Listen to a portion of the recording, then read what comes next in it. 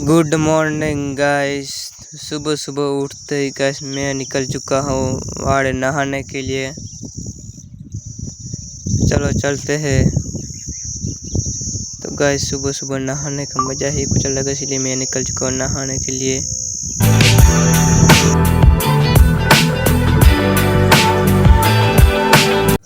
Guys सुबह सुबह इन दोनों भाई बहन को देखते हुए गाइस पॉकेट से वाड़े अपने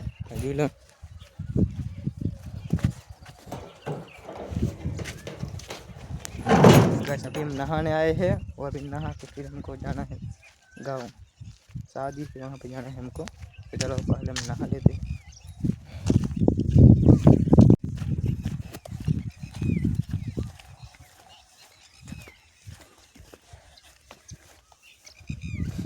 गाइस अभी देखिए हमने नहाने आ चुका है और शायद पानी चालू होगा। तो गाइस पानी भी फूल आ रहा है, देखिए गाइस। तो चलो अब हम नहा लेते हैं और उसके बाद हम आगे बढ़ते हैं। गाइस अभी हम नहा धो के तैयारी हो चुके हैं और अब हमें जाना है बाहर का। तो चलो चलते, पहले कर जाते हैं बाहर ठीक करके और फिर हम चलते।